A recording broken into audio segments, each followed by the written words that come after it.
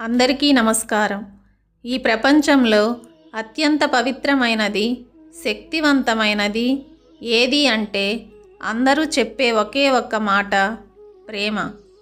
కానీ ఈ రోజుల్లో మనం చూస్తున్న ప్రేమల్లో నిజాయితీ ఎంతవరకు ఉంది?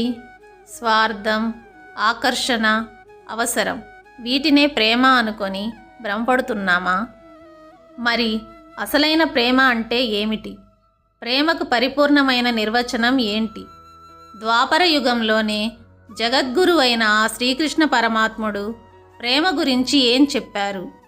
రాధాకృష్ణుల బంధం ద్వారా ఈ జగత్తుకు ఆయన అందించిన సందేశం ఏంటి? ఈరోజు మనం ఈ వీడియోలో శ్రీకృష్ణుని అమృతవాక్కుల ద్వారా నిజమైన ప్రేమతత్వాన్ని తెలుసుకుందాం. ఈ వీడియోను ఎక్కడా ఆపకుండా చివరి వరకు చూడండి. ఎందుకంటే ఈ బోధనలు మీ జీవితాన్ని, మీ ఆలోచన విధానాన్ని పూర్తిగా మార్చేస్తాయి. శ్రీకృష్ణుడు ఒక చోట అంటారు, ప్రేమ అంటే ఒకరిని బంధించటం కాదు, వారిని స్వేచ్ఛగా వదిలేయటం. ఈ రోజుల్లో చాలామంది ప్రేమ పేరుతో అవతలి వ్యక్తిపై హక్కును చెలాయించాలని చూస్తారు. నువ్వు నాతోనే మాట్లాడాలి, నేను చెప్పిందే వినాలి అని షరతులు పెడతారు. కానీ అది ప్రేమ కాదు, అది ఒక రకమైన మానసిక బంధనం. కృష్ణ పరమాత్ముడి జీవితాన్నే చూస్తే ఆయన రాధను ఎంతగానో ప్రేమించారు, కానీ ఎప్పుడూ ఆమెను బంధించలేదు. రాధాకృష్ణుల శారీరక దూరం వారి మధ్య ఉన్న ప్రేమను ఎప్పుడూ తగ్గించలేదు, సముద్రమంత పెంచింది. నిజమైన ప్రేమ అవతలి వ్యక్తి ఎదుగుదలను కోరుకుంటుంది, వారి సంతోషంలోనే తన సంతోషాన్ని వెతుక్కుంటుంది.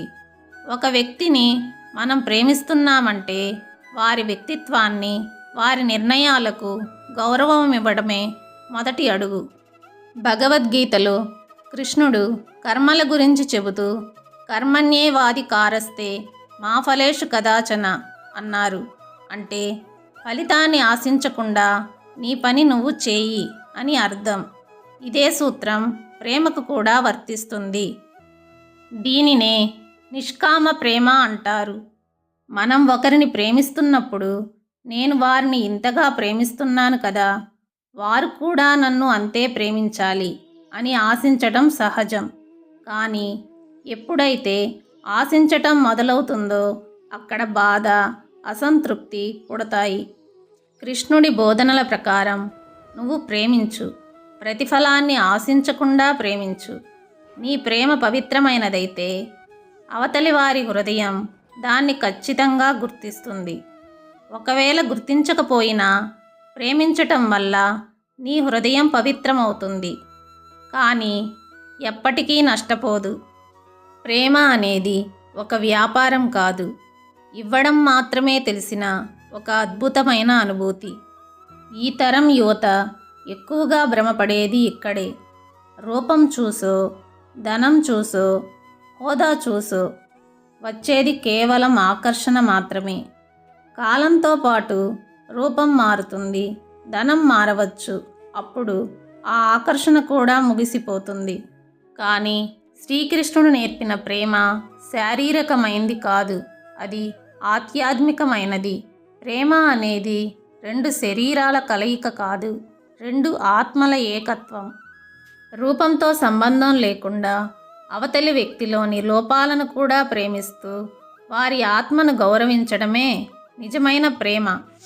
నువ్వు ప్రేమించే వ్యక్తి కష్టాల్లో ఉన్నప్పుడు, విఫలమైనప్పుడు లేదా అందవిహీనంగా మారినప్పుడు కూడా నీ ప్రేమ తగ్గకుండా ఉంటే అదే నిజమైన కృష్ణ ప్రేమ. బాహ్య సౌందర్యం కళ్ళను ఆకర్షిస్తే అంతః సౌందర్యం హృదయాన్ని బంధిస్తుంది. కృష్ణతత్వంలో ప్రేమకు భక్తికి తేడా లేదు. భక్తి యొక్క పరాకాష్ఠే ప్రేమ, ప్రేమ యొక్క అత్యున్నత రూపమే భక్తి. మీరాబాయి కృష్ణుడిని ఎలా ప్రేమించింది? కేవలం ఒక విగ్రహాన్ని చూసి పరవశించిపోయింది. ఎందుకంటే ఆమె ప్రేమలో ఎటువంటి స్వార్థం లేదు. కృష్ణుడు తన కళ్ళ ముందే ఉండాలని ఆమె కోరుకోలేదు, తన గుండెల్లోనే ఉంటే చాలనుకుంది. మన జీవితంలో ఒక వ్యక్తిని అంత పవిత్రంగా ప్రేమించినప్పుడు ఆ ప్రేమ భగవంతుడిని చేరుకునే మార్గంగా మారుతుంది. అందుకే మన సంస్కృతిలో రుక్మిణీ కృష్ణుల కంటే రాధాకృష్ణ అనే నామానికే ఎక్కువ ప్రాముఖ్యత ఇస్తాం.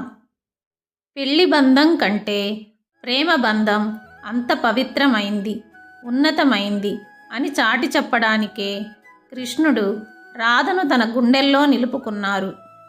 శ్రీకృష్ణుని బోధనల సారాంశం ఒక్కటే: ఈ సృష్టి అంతా ప్రేమమయం. ఎవరినైనా ప్రేమించండి, కానీ ఆ ప్రేమలో స్వార్థాన్ని, అహంకారాన్ని రానివ్వకండి. అవతలి వ్యక్తిని గౌరవించండి, వారికి స్వేచ్ఛను ఇవ్వండి. ఎటువంటి అంచనాలు లేకుండా మీ ప్రేమను పంచండి.